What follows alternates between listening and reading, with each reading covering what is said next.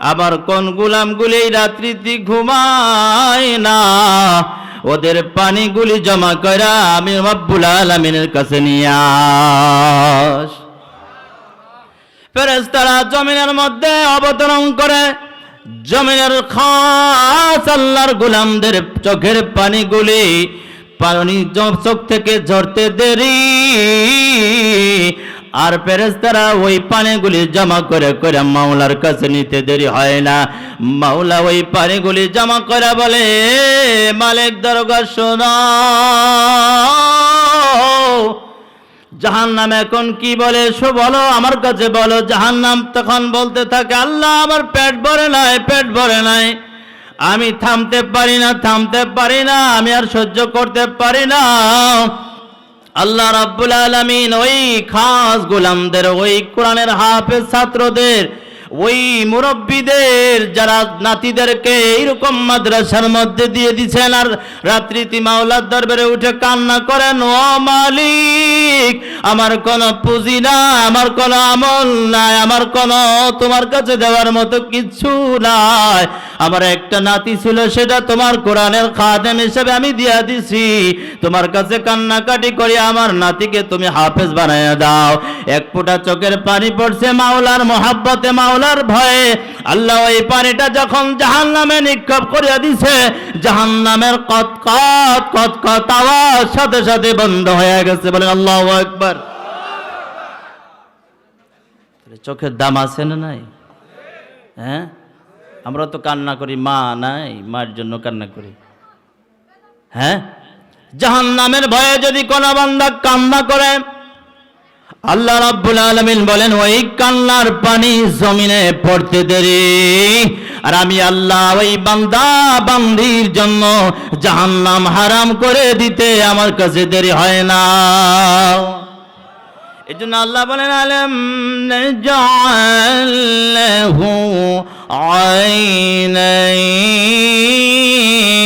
আইনাইন ওয়া লিসানান ওয়া শাফাতাইন ওয়া হাদাইনাহুন নাজদাইন। আরো জোরে বলেন আল্লাহু আকবার। আল্লাহ এই জন্য বলছেন, তোমাকে দুইটা চক্ষু আমি কি আল্লাহ, আমি আল্লাহ কি দেই নাই? ওয়া লিসানাও, তোমার জিহ্বাটাকে আমি আল্লাহ দেই নাই। ওয়া লিসানাও ওয়া শাফাতাইন, মাকে মা বলে ডাকলে মা মজা পায় দুইটা ঠোঁট দিয়ে, আব্বা বলে ডাকলে আব্বা মজা পায়। এই ঠোঁট দিয়ে কথা বলার শক্তি, জবান দিয়ে কথা বলার শক্তি। দুনিয়ায় কত নাচ গান করো, দুনিয়ায় কত রং তামাশা, কত টিকটক করো, এই জবান দিয়ে আমি আল্লাহ দিছি, আমনে আমনে দেয় নাই।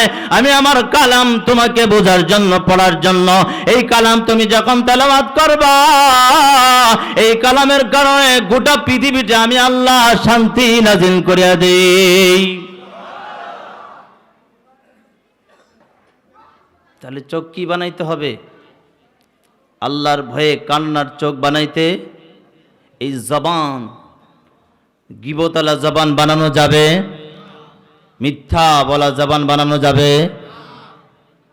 দুটা জিনিস সব থেকে মিষ্টি দুনিয়ায়, সেটা হলো গীবত আর মিথ্যে কথা। কথা বলেন না? এই পৃথিবীতে বর্তমানে সব থেকে বেশি মজা মিথ্যে কথা আর হচ্ছে গীবত করা। নেকি হয় না? হ্যাঁ, মসজিদে গেলেও কি গীবত বন্ধ হয়? হ্যাঁ, কি হলো, কি রোগ হলো, কি ব্যাধি হলো ভিতরে? আমার নিজেরই তো আমল নাই, আমার নিজেরই তো পুঁজি নাই, তো আরেকজনের গীবত করলে তার সমস্ত বদ আমল আমার কাছে আসে, আর আমার যেহেতু ভালো নেক আমল আছে সব তার হয়ে যায়। এটা লাভ না লস? আজকে থেকে করব। হ্যাঁ, ওয়াদা করতে পারে? হাত তোলেন।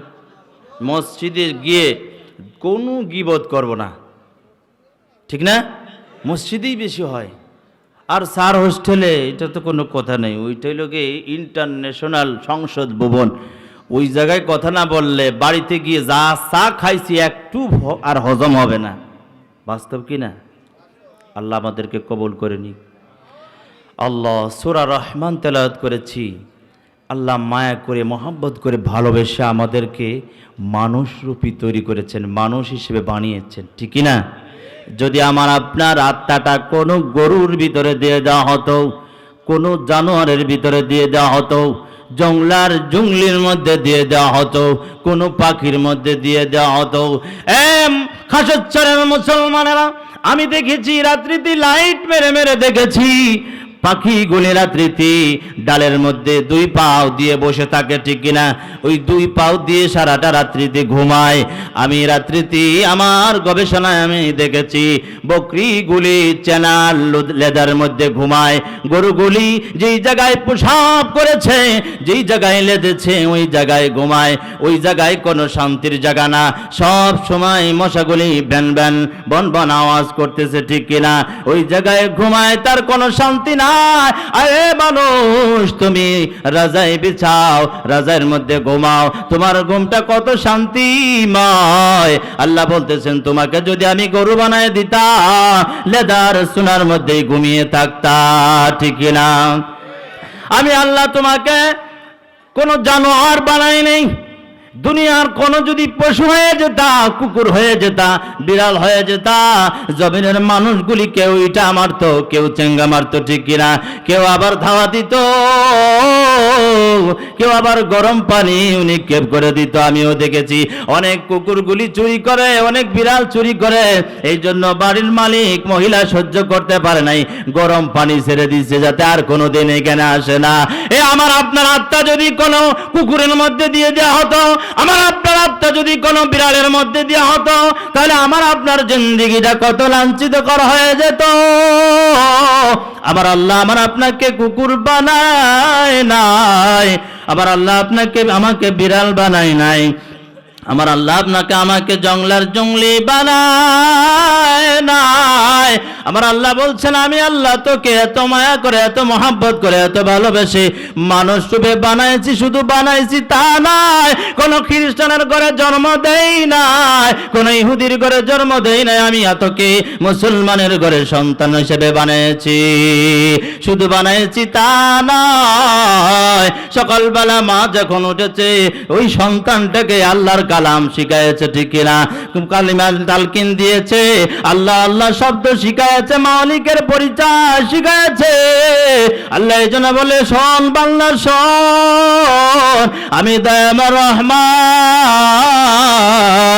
সব যদি তোকে ভুলিয়ে যায়, সব যদি তোকে পৃথক করে দেয়, আমি আল্লাহ তোকে ভুলি না।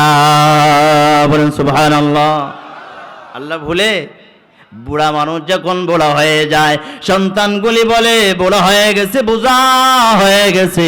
এই যে বাপের থেকে সম্পর্ক নষ্ট হয়ে যায়, মার থেকে সম্পর্ক নষ্ট হয়ে যায়, আল্লাহ প্রতিদিন 5 বার ফেরেশতা পাঠায় দেয়। কয়বার? আল্লাহ ফেরেশতা পাঠায় দেয়, ফেরেশতা যাও। বান্দা যখন জোয়ান ছিল, জোয়ান বয়সে কত জোয়ান কি দেখায়েছিল, কত নেতাগিরি দেখায়েছিল, বংশের গৌরব দেখায়েছিল। তখন তার ইজ্জতের কোনো শেষ ছিল না, সম্মানের কোনো শেষ ছিল না, চেয়ারের কোনো শেষ ছিল না। আজ বান্দা দুর্বল হয়ে গেছে, বিছনাদারা হয়ে গেছে, হাতের মধ্যে বল নাই, পায়ের মধ্যে বল নাই। বান্দার এখন চোখে কোনো যুক্তি নাই, দিমাগের মধ্যে তেমন কোনো এখন ধ্যান শক্তি নাই।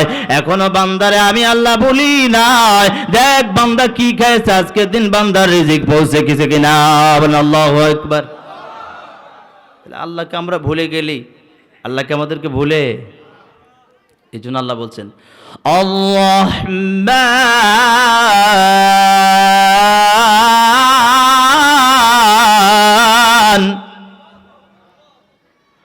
আল্লামাল কুরআন। এই দুইটা আয়াতের সাথে প্রথমে আর রহমান, তারপর আল্লামাল কুরআন।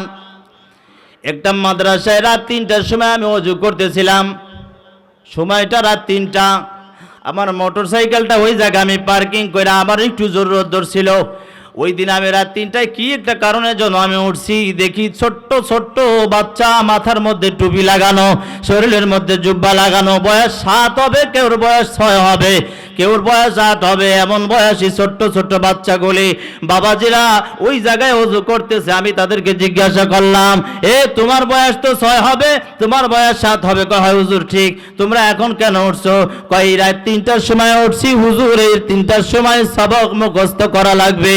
আমি এখন ভাবলাম, আল্লাহ ওই যেই সময় নজুলের রহমত নাজিল হয়, যেই সময় তুমি বান্দাদের নাম ধরে ধরে ডাকো, এই সময় কত বুদ্ধিজীবীরা ঘুমায় থাকে, কত জ্ঞানীরা ঘুমায় থাকে, আর অবু শিশু মার কথা বলে, বাবার কথা বলে এই জায়গায় রাত 3টার সময় ওযু করতেছে। ফেরেশতারা বলে, তোর মা ঘুমিয়ে আছে, তোর মা জানে না তোর কলবের ভিতর আমার মাওলায় কালাম ঢুকায়া দিবে। আল্লাহু আকবার। দয়ার মাওলা আর-রহমানু আল্লামাল কুরআন।